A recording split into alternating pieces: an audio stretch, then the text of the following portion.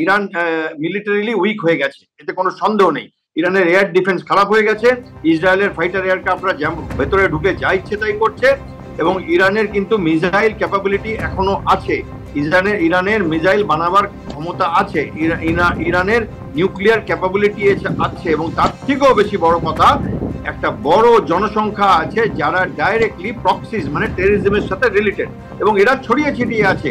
এরা ইরাকে আছে, এরা লিবিয়াতে আছে, এরা সিরিয়াতে আছে, ইয়েমেনে আছে, এবং কুয়াতে, সৌদিতে, টার্কিতে, আফগানিস্তানে, পাকিস্তানে এরা ছড়িয়ে আছে।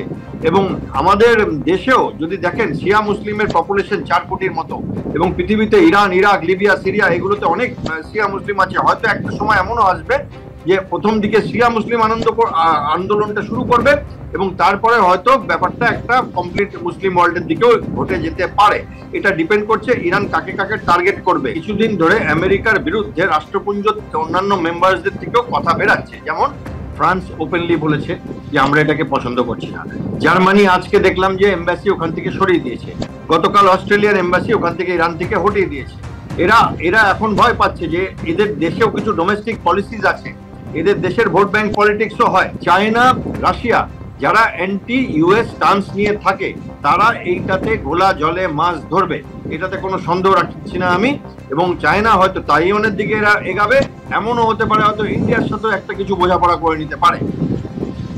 এই যে 3টি পরমাণু কেন্দ্রে হামলা চালানো হয়েছে আমেরিকার তরফে, বাংকার বাস্টার বোমার সাহায্যে হামলা চালানো হয়েছে। সহজেই বুঝতে পারছেন নামটা বাংকার বাস্টার, অর্থাৎ বাংকারের ভেতরে ঢুকে যেটা বাস্ট করতে পারে। এই বাংকার বাস্টার বোমা পৃথিবীতে একমাত্র আমেরিকার কাছে রয়েছে।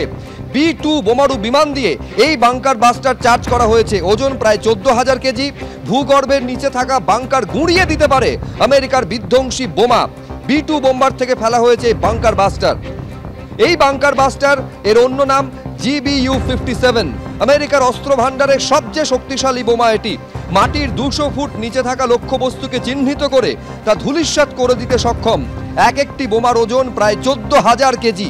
মার্কিন বায়ুসেনার এই অস্ত্র ভূগর্ভস্থ বাংকার অনায়াসে গুঁড়িয়ে দিতে পারে। এই বোমাটি শক্তিশালী এবং অতি সহনশীল ইস্পাতের আবরণে মোড়া।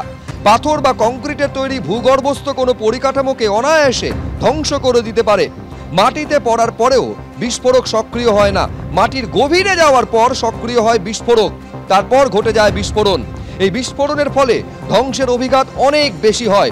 2400 কেজি বিস্ফোরক বহন করতে সক্ষম বাংকার বাস্টার। এই বোমা ফেলার জন্য একমাত্র B-2 স্পিরিট স্টেলথ বোমারু বিমানই ব্যবহার করা হয়।